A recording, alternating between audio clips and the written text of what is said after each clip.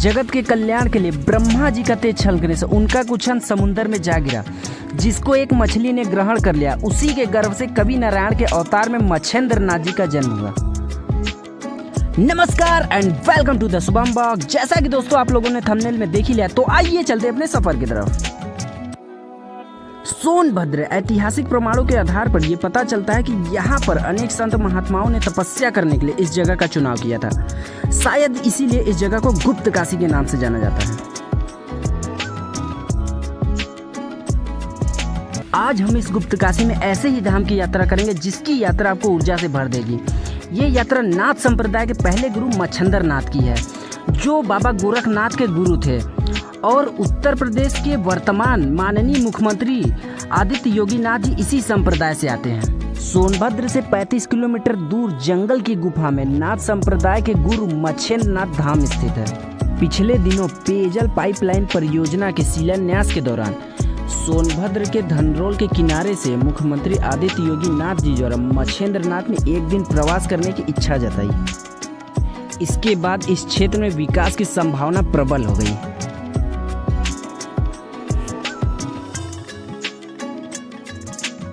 आखिर क्या है बाबा मच्छेंद्र नाथ धाम की कहानी? क्यों इस धाम को लेकर लोगों में इतनी आस्था? यही जानने के लिए आज हम लोग चल रहे हैं बाबा मच्छेंद्र नाथ। यहाँ से आप सभी को राइट टर्न लेकर 50 मीटर चलने के बाद आप बाबा के द्वार पहुँच जाएंगे। मच्छेंद्र नाथ भारत में नाथ योगियों की परंपरा बहुत ही पुरानी रही है। नाथ समाज हिंदू धर्म का एक अभिन्न अंग माना जाता है। नाथ शब्द का मतलब होता है स्वामी या प्रभु। कुछ लोगों का मानना है कि नाग शब्द बिगड़ के नाथ हो गया। भगवान शिव को आदिनाथ और दत्तात्रेय को आदि गुरु कहते हैं और दत्तात्रेय बाबा मच्छेंद्र नाथ के गुरु थे।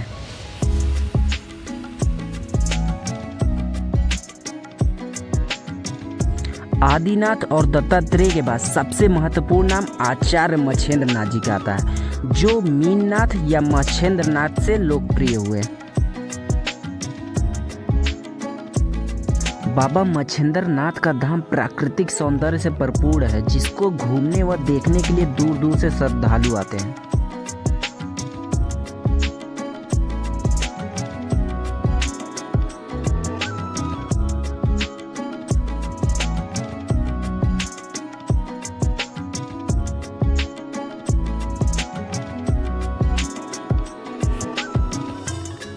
वैसे तो नाथ संप्रदाय में 84 गुरु थे।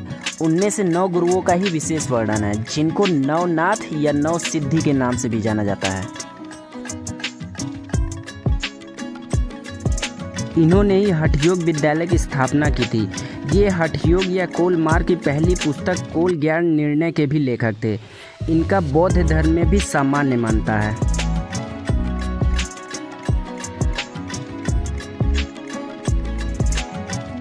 बौद्ध धर्म के 64 सिद्धियों में भी इनका वर्णन है। इनको नाथ संप्रदाय में विश्व योगी कहा जाता है।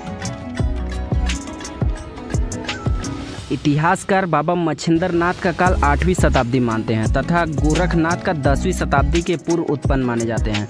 मच्छेंद्र नाथ द्वारा लिखित कौल ज्ञान से सिद्ध होता है कि बाबा मच्छेंद्र नाथ 11वीं शताब्दी के पूर्व हैं। ब्रजनी सिद्धियों में एक मिनप्पा है, जो मच्छेंद्र नाथ के पिता बताए गए हैं। मिनप्पा राजा देवकाल के राजस्व में हुए हैं। देवकाल का राज्यकाल 809 से 849 तक है। इससे सिद्ध होता है कि बाबा मच्छेंद्र 9वीं सन के बीच विद्यमान थे। शिव की परंपरा को सही रूप में आगे बढ़ाने वाले बाबा मच्छेंद्र नाथ थे।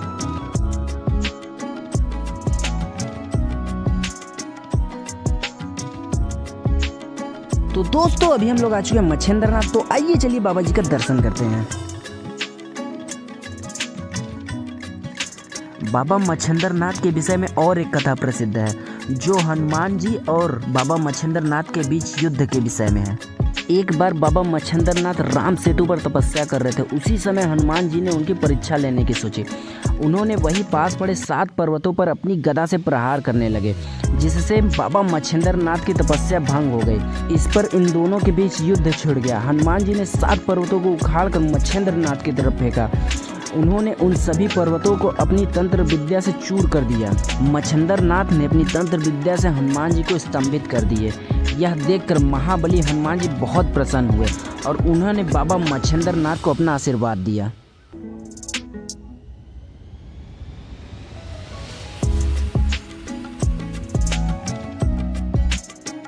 एक बार बाबा मच्छंदर नाथ भ्रमण करते हुए गोदावरी नदी के किनारे चंद्रगिरी नामक स्थान पर पहुंचे और एक सरस्वती नामक स्त्री से भिक्षा मांगी। वह स्त्री निसंतान थी। उन्होंने उस स्त्री को विभूति दी और कहा, इसे खा लेना, तुम्हें पुत्र प्राप्ति होगी। किंतु उस स्त्री ने भय से उस विभूति को गोबर के ढेरी पर रख दिया। 12 वर्ष बाद जब मच्छंदर नाथ वहां पहुंचे तो उन्होंने पूछा कि तुम्हारा पुत्र कहाँ है। उस स्त्री ने बताया कि उस विभूति को उसने गोबर की ढेरी पर रख दिया था। इस पर बाबा मच्छंदर नाथ बोले, अरे मैया, ये तूने क्या किया? वे विभूति अभिमंत्रित थे, कभी विफल हो ही नहीं सकती थी। तब बाबा गोबर की ढेरी के पास पहुंचे और उन्होंने अलख निरंजन की आवाज लगाई और गोबर की ढेरी से 12 वर्ष का बालक सामने आ गया। गोबर में सुरक्षित रहने के कारण बाबा मच्छंदर नाथ ने इन्हें गौरक्ष का नाम दिया, जिसे आज बाबा गोरखनाथ के नाम से जाना जाता है।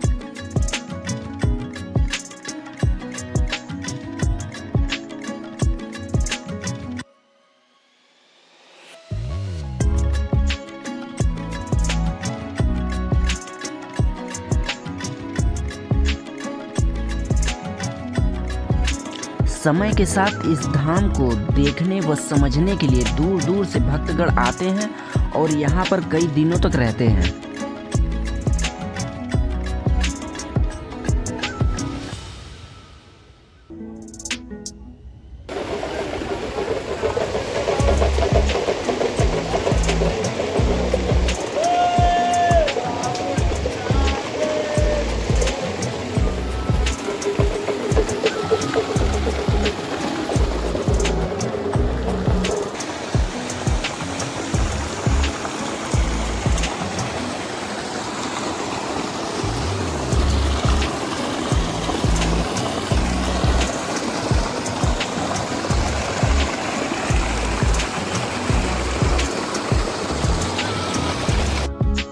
वैसे तो बाबा मच्छंदर नाथ धाम की चमत्कारी कहानियाँ बहुत सारी हैं, लेकिन हम आज आपको एक ऐसा चमत्कार दिखाते हैं जो वास्तव में आपको हैरान कर देने वाली है। यह एक ऐसा चमत्कार है जिसे आज तक न कोई विज्ञान सुलझा पाया, न कोई वैज्ञानिक। बाबा मच्छंदर नाथ जब काशी से मच्छर मारा गांव में तपस्या के लिए आए तो उन्होंने एक गुफा में 12 वर्ष तक तपस्या की। जिस गुफा में बाबा मच्छंदर नाथ तपस्या कर रहे थे उस गुफा में पानी का एक स्रोत निकलता है जो आज तक न ही कभी सूखा और न ही कभी बंद हुआ। भीषण गर्मी में जहां बहुत से स्थानों पर पानी की समस्या गहरा जाती है, लेकिन इस स्थान पर बिना किसी कठिनाई मात्र से पाइप गुफा के द्वार पर लगा देने से ही पानी कई किलोमीटर दूर तक जाता है। इसी पानी से लोग अपनी प्यास को बुझाते हैं।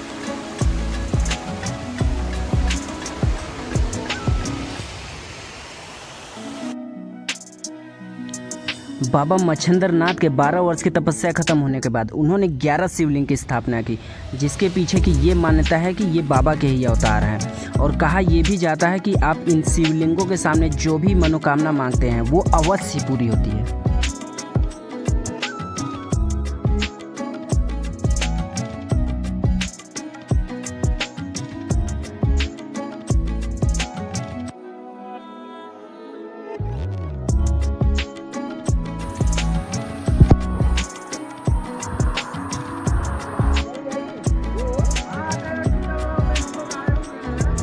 प्राकृतिक जलप्रपात होने के कारण हमने यहाँ पे काफ़ी देर तक स्नान किया और काफ़ी एंजॉय किया।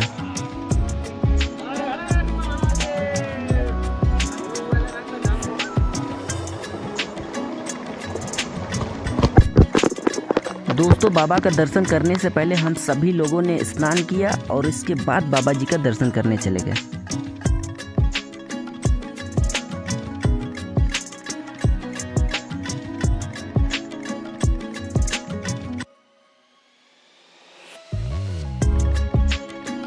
दोस्तों, मंदिर के राइट साइड बाबा लोग का आश्रम था जिसमें बाबा लोग रहते हैं और श्रद्धालु लोग आके यहाँ पर रुकते हैं।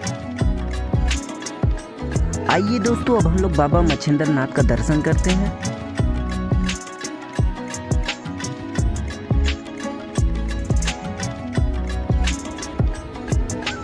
दोस्तों इस मंदिर की मान्यता है कि यहाँ पर आने वाला हर शख्स सच्चे मन से जो भी बाबा से कुछ भी मांगता है उसकी मुराद पूरी की जाती है।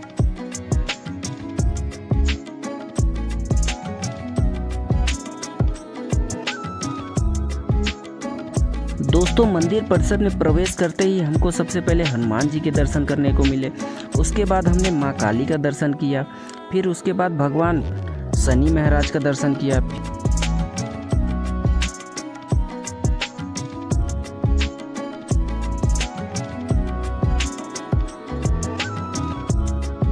फिर बाबा मच्छिंद्र नाथ का साधना में लीन उनके मूर्ति का दर्शन किए। बाबा मच्छिंद्र नाथ के ठीक सामने भगवान शिवलिंग और उनकी मूर्ति स्थापित है, जिसका हमने श्रद्धा मन से पूजा अर्चना की है।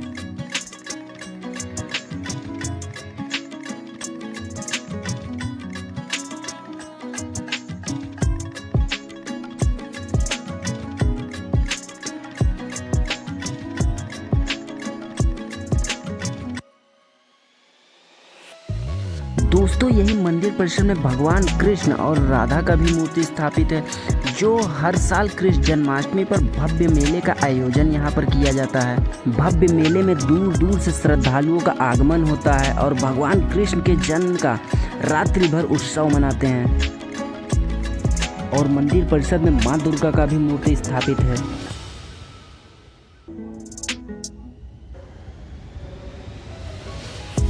बाबा मच्छिंद्र नाथ धाम का दर्शन करने के बाद हम बहुत ही आनंदित हुए और हमें बहुत ही प्रसन्नता हुई।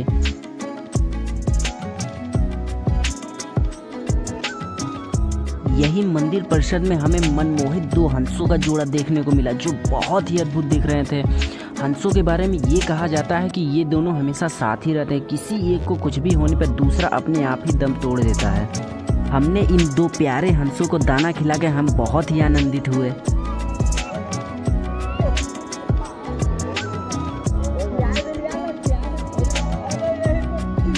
दोस्तों आपको जानकारी के लिए बता दें, यहाँ पर खाने के लिए कोई सुविधा नहीं मिलेगी। आपको अपने साथ ही घर से कुछ लेकर आना होगा या मार्केट से कुछ खरीद कर लेकर आना होगा। और रास्ते की बात बता दें तो दोस्तों चिरई गांव से ये लगभग 10 किलोमीटर दूर स्थित है।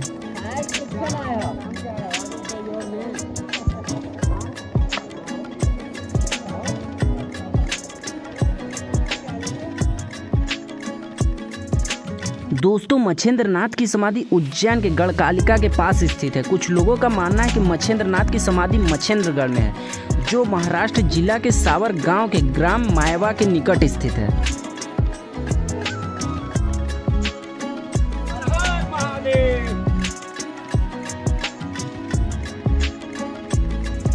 दोस्तों आपको जानकारी के लिए बता दें, बाबा मच्छिंद्र नाथ गोरखनाथ के गुरु थे और बाबा गोरखनाथ भैरवनाथ के गुरु थे, जिनका उद्धार माता वैष्णो रानी ने किया था।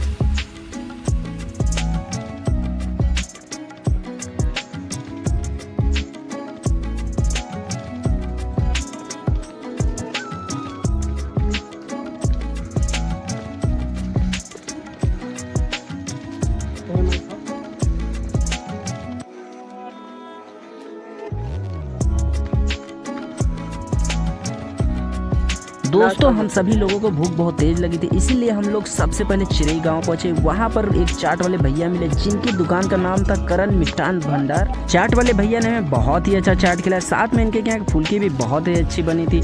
दोस्तों आप लोग इधर आए तो एक बार इनके यहाँ जरूर जाएं।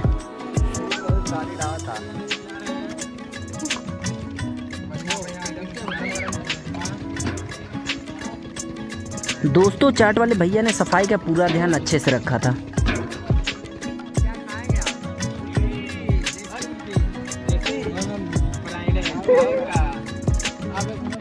हाँ बस विदेश तक जाएंगे। आप आजाद गुप्ता बहुत है।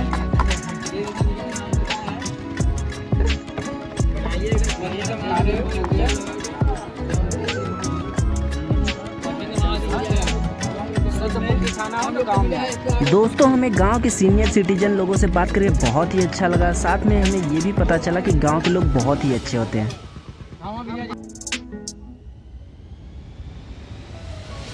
आशा करता हूँ दोस्तों आपको मेरा वीडियो पसंद आया होगा। यदि आपको मेरा वीडियो पसंद आया, वीडियो को लाइक शेयर सब्सक्राइब और कमेंट करना ना भूलें। अभी के लिए अलविदा लेते हैं दोस्तों। जय हिंद जय भारत।